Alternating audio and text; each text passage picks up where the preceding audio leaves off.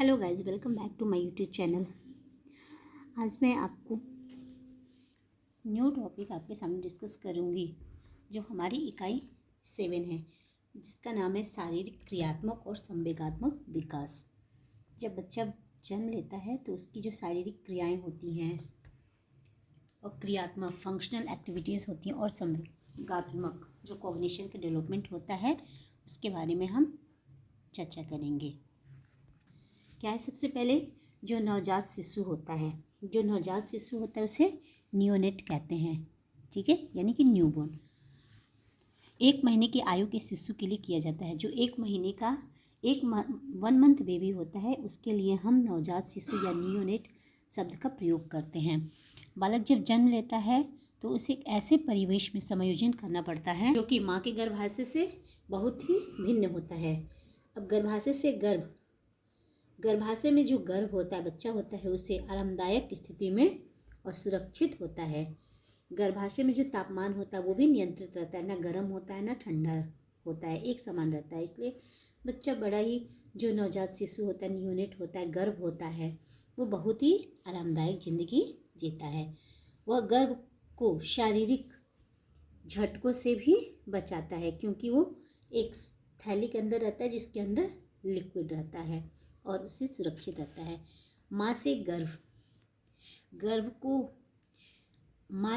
को आहार भी मिलता रहता है और गर्भाशय के आरामदायक जीवन की अपेक्षा अब गर्भाशय के बाहर उसे वातावरण असुविधाजनक लगता है क्योंकि वहाँ पे तो जो तापमान होता है वो भी नियंत्रित होता है, गर्म ठंडा नहीं होता, आहार भी मिल जाती हैं और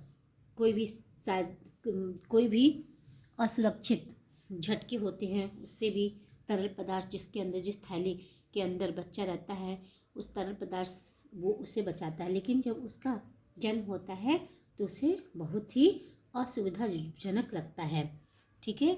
और वो ऐसे वातावरण में प्रवेश करता है, वह गर्म या सर्द, शुष्क या आर्द्र हो सकता है। वहाँ पे उसे एक समान वातावरण टेम्परेचर मिलता है, बट जन्म के बाद ठंडी, गर्मी, शुष्क, आर्द्र वातावरण उसे मिलता है जिसके साथ उसे एडजस्टमेंट करने में बहुत ही परेशानी होती है।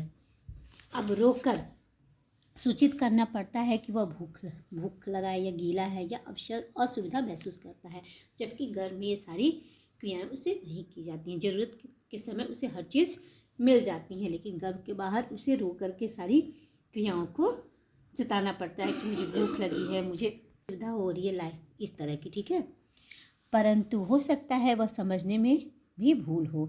इस प्रकार हम देख सकते हैं कि जन्मोपरांत नवजात शिशु को अपनी आवश्यकताओं की पूर्ति के लिए स्वयं ही प्रयास करना पड़ता है और वयस्कों पर और प्रायः माता पर पूरी तरह से ही आश्रित होना पड़ता है, ठीक है। स्वयं प्रयास करने पड़ते हैं और होना पड़ता है, परंतु जैसे जैसे अब नवजात शिशु अपनी इन आवश्यकताओं को पूरा करने के लिए कई योग्यताएं भी होती हैं। जैसे प्रारंभिक कुछ घंटे, जब स्टार्टिंग के कुछ घंटे होते हैं, समय पर जन्मे शिशु का औसतन भार लगभग 2.8 किलोग्राम होता है। जो समय पे बच्चे जन्म लेते हैं उनका जो वजन होता है वो 2 kg 800 ग्राम होता है। नवजात शिशु की जो त्वचा होती है, स्किन होती है, वो मोम जैसे सफ़ेद परत से ढकी रहती है और शीघ्र ही जन्म के बाद यह परत सूखकर झड़ जाती है। नवजात शिशु की शिशु का त्वचा होता है वो उसका रंग स्लेटी या हल्का गुलाबी हो जाता है क्योंकि वो सफ़ेद झिल्ली होती है वो झड़ जाती है, ठीक है। और हो सकता है कि त्वचा कोमल बारीक बालों से ढकी है जो पहले महीने के दौरान ही स्वयं झड़ जाते हैं। नवजात शिशु का सिर उसके बाकी सिर की तुलना में बड़ा होता है क्योंकि हमारा जो विकास होता है वो सिर से पैर की तरफ होता है, तो सिर का विकास जल्दी हो जाता है, जिससे नवजात शिशु का जो सिर होता है वो उसके बॉडी की अपेक्षा बड़ा होता है, ठीक है। संभव है प्रसव के कारण वह कुछ दब, और प्रसव के कारण क्या होता है कि जो सिर होता है बच्चे का बड़ा होता है तो दब भी जाता है, जिसकी वजह से वो लंबा भी नज़र आने लगता है क्योंकि उसमें बोन तो होता नहीं, सॉफ्ट होता है, जिसकी वजह से जब बच्चे का बर्थ होता है तो उसका जो सिर होता है वो दब जाता है, तो दबाव के कारण वो लंबा नज़र आता है। लेकिन जन्म के कुछ सप्ताह बाद फिर सही आकार में आ जाता है। लड़की लड़की दोनों में ही जनन अंग आकार में कुछ बड़े भी दिखते हैं। जो बच्चे होते हैं, चाहे वो लड़का हो या लड़की, उसके जो अंडर आर्म्स होते हैं, जनन अंग होते हैं, वो भी आकार में बड़े दिखते हैं।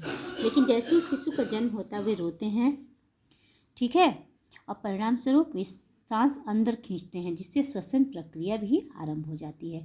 बच्चा जन्म लेता है तो उसके जन्म के बाद वो रोता है, और रोने से उसके जो सांस होती है वो अंदर उसके बॉडी में जाती, इनहेल करता है, जिससे श्वसन प्रक्रिया स्टार्ट हो जाती है। कभी कभी शिशु जन्म के बाद नहीं रोते हैं तो उनको रुलाने के लिए उनकी पीठ थपथपानी पड़ती है। गर्भाशय के बाहर आने के बाद वे सांस लेना प्रारंभ करते हैं। जन्म के समय नवजात शिशु के फेफड़ों का कुछ तरल पदार्थ, जिसको फेफड़ों से निकालने में लगभग 1 या 2 दिन लग जाता है। शुरू में शिशु की जो श्वसन क्रिया होती है वो अनियमित और अस्वाभाविक होती है। बच्चा कभी हिचकियाँ मार करके सांसें लेता है, कभी कभी तेज़ लेता है, कभी धीरे लगता है। तो इससे चिंतित नहीं होना चाहिए, क्योंकि ये कोई बीमारी नहीं है, श्वसन क्रिया की सूचक है। ठीक है, पहले 2-3 दिन के लिए सांस का इस प्रकार चलना सामान्य क्रिया है या किसी बीमारी का सूचक नहीं। छींकने, खांसने और उबासी लेने में श्वसन नली साफ होती है और शिशु का जीवित रहना संभव हो जाता है। जन्म के बाद क्या होता है, जो शिशु होता है मुंह द्वारा उसको क्या करना पड़ता है, भोजन को ग्रहण करना पड़ता है। शिशु के निचले जबड़े और गालों की बनावट ऐसी होती है जो उसे चूसने में सहायक होती है। जो निचला जबड़ा होता है और उसके गाल होते हैं, इस प्रकार की बनावट होती है कि उसको सकिंग करने में हेल्प मिलता है।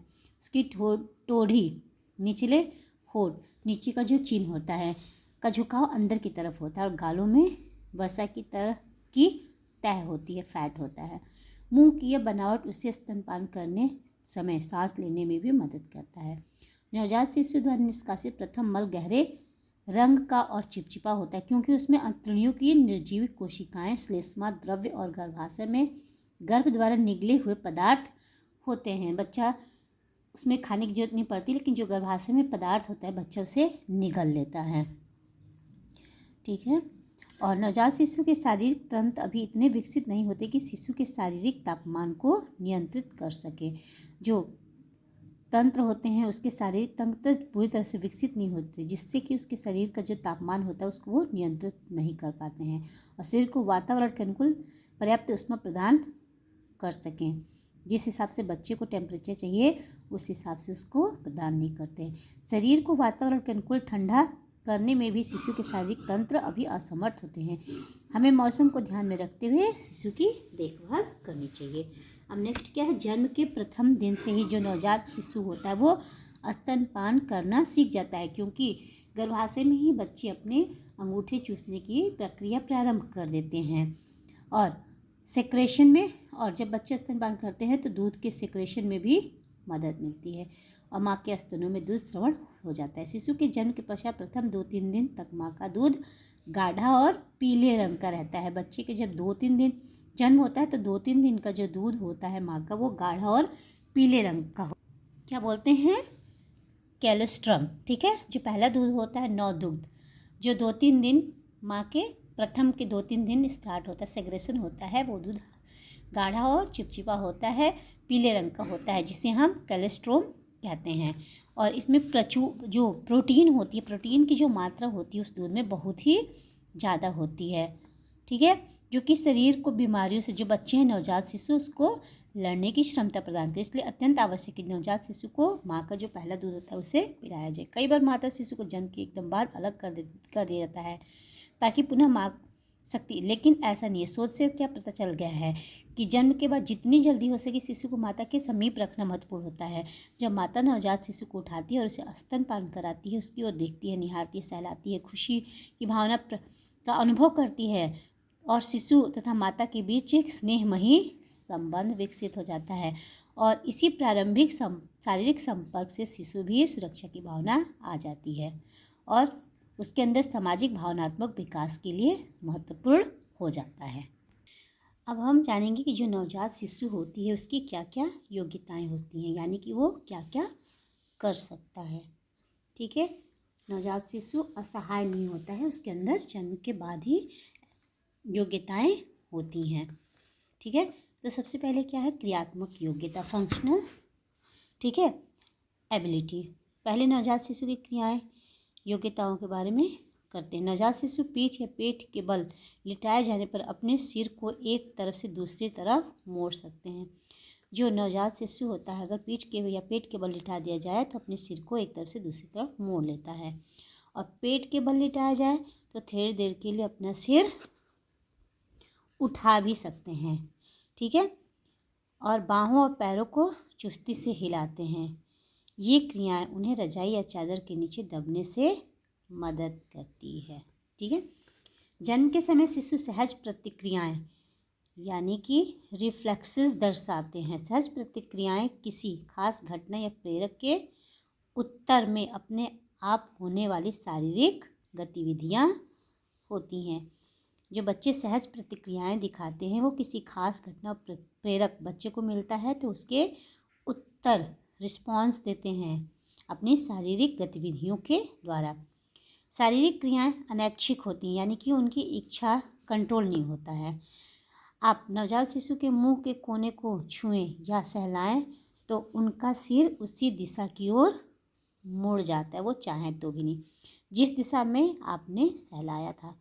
फिर वे अपने होठ खोलते हैं और अपनी जीभ बाहर निकालकर उस वस्तु को जिसे उनके ओठों को छुआ गया है मुंह में लेने और चूसने का प्रयत्न करते हैं क्योंकि ये उनकी सहज प्रतिक्रियाएं हैं, रिफ्लेक्स दिखाते हैं। इस सहज प्रतिक्रिया को क्या बोला जाता है? रूटिंग। ओके। जब बच्चे के ओठ को या मुंह को सहलाया जाता है तो बच्चा सिर उस जिधर सहला जाता है उधर ही मोड़ लेता है और उस वस्तु को अपने मुंह में लेने और चूसने का प्रयत्न करता है। ये बच्चे की सहज प्रक्रिया क्योंकि गर्भ में ही उसे चूसने की प्रक्रिया सीख ली जाती है।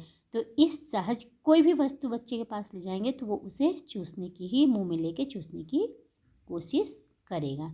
इस सहज प्रक्रिया को हम रूटिंग सहज प्रक्रिया कहते हैं। ठीक है। और अनुसंधान से पता चला कि गर्भ में ही ऐसी सहज प्रतिक्रियाएं बच्चे जो होते हैं वो दिखाने लगते हैं। और ये जो सहज प्रतिक्रिया है किसी भी वस्तु को मुंह में लेके चूसने की, तो ये जन्म के 3 महीने बाद यह सहज प्रतिक्रिया स्वयं समाप्त हो जाती है। नवजात शिशु जीवित रहने के लिए यह सहज प्रतिक्रिया आवश्यक है। अगर बच्चे को चूसने की ठीक है प्रक्रिया नहीं आएगी तो फिर वो दूध नहीं पी पाएगा। ठीक है। तो जीवित रहने के लिए बच्चे में ऐसी सहज प्रक्रिया का होना आवश्यक है। ठीक है। ताकि बच्चा क्या कर सके, जो स्तन होता है और बोतल होता है मुंह में स्वयं ले और इसे अपनी भूख को शांत कर पाए। और दूसरी सहज प्रक्रिया जो आहार ग्रहण करने से संबंध रखती है और शिशु के स्वभाव के लिए महत्वपूर्ण है वह है सकिंग की सहज प्रक्रिया। ठीक है। जब उसे मुंह में कोई वस्तु दी जाती है तो वह उसे चूसता है। यह सहज प्रक्रिया जन्म के कुछ समय बाद लुप्त हो जाती है। ठीक है। सकिंग करने लगता है तो ये सहज प्रक्रिया क्या होती है, ये 2-3 महीने बाद ख़त्म होती है रूटिंग वाली। लेकिन जो ये सकिंग वाली है ये जन्म के कुछ समय बाद समाप्त हो जाती है। शिशु नींद में भी होते हैं तब यह सहज प्रतिक्रिया 7वें महीने तक देखी जा सकती है। यानी कि वो अपना मुंह चूसने की तरह चलाते रहते हैं, नींद में भी रहते हैं तो ऐसा फील करते हैं कि वो किसी वस्तु को, स्तन को या बोतल को मुंह में चूस रहे हैं। और ये 7वें महीने तक, जब बच्चे 7 महीने के हो जाते हैं तब तक देखी जा सकती है। रूटिंग और सकिंग सहज प्रक्रिया जन्म के कुछ समय बाद लुप्त हो जाती हैं। इसका तात्पर्य यह नहीं है कि शिशु अब इसे चूसना बंद कर दे, यानी कि वो उसके नियंत्रण में हो जाती हैं। पहले उसके नियंत्रण में नहीं होती, वो ना चाह के भी रूटिंग और सकिंग की प्रक्रिया करता रहता है। लेकिन 7 महीने के बाद जब उसे वस्तु की आवश्यकता होती है तब वो ये प्रतिक्रिया करता है। ठीक है। अब क्या हो जाती है, अनैच्छिक न रह के बच्चे की स्वैच्छिक इच्छा पर नियंत्रित हो जाती है, वॉलंटरी हो जाती है 7 महीने बाद कि अब मुझे ज़रूरत होगी तभी मैं रूटिंग या सकिंग करूँगा। ठीक है। अब के नवजात शिशु को अपने वातावरण में समायोजन करने और जीवित रहने में सहायक होती हैं। कुछ सहज प्रक्रियाएं केवल थोड़ी अवधि के लिए ही देखी जाती हैं, कुछ पूरे जीवन काल तक रहती हैं। जैसे आँखों के समीप किसी वस्तु के आने पर आँखों का अपने आप झपकना, गर्म वस्तु के छूने पर हाथों का अपने आप से पीछे हट जाना। ठीक है, अब यहाँ पे एक तालिका बनाया गया है, इसमें बताया गया है कि कौन सी सहज प्रतिक्रिया को क्या कहते हैं। ठीक है, तो इसका हम करेंगे। जैसे क्या होता है, स्वस्थ नवजात शिशु में देखी जाने वाली कुछ सहज प्रक्रियाओं का वर्णन है। निर्धारित उम्र में यदि ये सहज प्रक्रियाएं दृष्टिगत नहीं होती या समयोपरांत भी नहीं होती हैं सहज प्रक्रियाएं, तो स्नायु तंत्र में किसी बीमारी या कमजोरी का सूचक होता है। ऐसी स्थिति में शिशु को डॉक्टरी जांच करवानी चाहिए। जो सहज प्रतिक्रियाएं दिखाई गई हैं एक एज के अंदर, उस एज में बच्चे को होनी चाहिए। अगर नहीं होती हैं तो उसके जो स्नायु तंत्र हैं उसमें कुछ विकार है और डॉक्टर को दिखानी चाहिए। तो यहाँ पे एक टेबल दिया गया है जिसमें बच्चे की क्या है, नवजात शिशु की कुछ सहज प्रक्रियाओं के बारे में बताया गया है कि कब होनी चाहिए। ठीक है, सहज प्रक्रिया का नाम और उसका विवरण और प्रारंभ और होने का समय और समाप्त होने का समय। जो रूटीन है यहाँ पे पहले ही हमने डिस्कस कर दिया है। जन्म के बाद 3 महीने तक रहती है। सकिंग जन्म के बाद 7 महीने तक रहती है। अब क्या है, स्वलोइंग यानी निगलना, चूसने के पश्चात शिशु उसको निगलते हैं। जन्म के समय होती है, बाद में स्वैच्छिक बन जाती है। ग्रैप्स्किंग यानी पकड़ना, जब शिशु की हथेली पर कोई वस्तु रखकर उस पर दबाव डाला जाए तो वे उस वस्तु के चारों ओर अपनी अंगुलियों को मोड़कर उसे पकड़ लेते हैं, ऐसे कस के। यह 4 से 6 महीने के गर्भ को भी इस प्रक्रिया को करते हुए देखा जाए। बच्चा गर्भ के अंदर रहता है 4 से 6 महीने का, तो भी ये प्रक्रिया करता है, वो मुट्ठी में बांध लेता है। और 9 महीने के गर्भ में यह प्रतिक्रिया प्रबल हो जाती है। जन्म के 2 से 3 महीने के बाद यह समाप्त हो जाती है। इसके पश्चात ग्रिस्पिंग की यह प्रक्रिया स्वतः न रहकर स्वैच्छिक नियंत्रण में हो जाती है। ठीक है, 2-3 महीने तक बच्चे ना चाहकर भी आप उसके पास फिंगर रखते हैं तो आपके फिंगर को कस के मुट्ठी में पकड़ लेता है। इसे हम ग्रैस्पिंग बोलते हैं। ठीक है, अब क्या है, बेबसिंकी, बेबी न सिकी। अगर आप नवजात शिशु के पैरों के तलवे को सहलाएं तो वे पहले अपने पंजे पाँव की अंगुलियों को फैलाते हैं और फिर उन्हें मोड़ लेते हैं। यह 4 से 6 महीने जब बच्चे गर्भ के अंदर रहते हैं तो भी ऐसी प्रतिक्रिया देखी जाती है और जन्म के 12 से 18 महीने के बीच ये लुप्त हो जाती है। अब मोरो, तेज आवाज़ सुनने पर या किसी भी तरह के शारीरिक झटके जैसे कि सिर के नीचे से सहारा अचानक हटाए जाने पर शिशु अपनी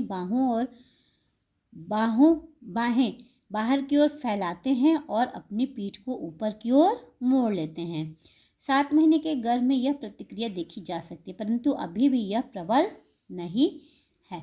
जन्मोपरांत यह प्रबल हो जाती है और शिशु के 6 महीने ये हो जाने पर यह लुप्त हो जाती है। मोरो, टोनिक नेक। नेक्स्ट क्या है, अगर शिशु का सिर एक तरफ मोड़ा जाए तो वे उस तरफ की बाँह और पाँव को फैला लेते हैं। जिस तरफ शिशु का सिर मोड़ा जाता है उसी तरफ का जो बाँह होता है और पैर होता है उसको फैला लेते हैं और दूसरी तरफ की बाँह और पाँव को मोड़ लेते हैं। इसे हम टोनिक नेक कहते हैं।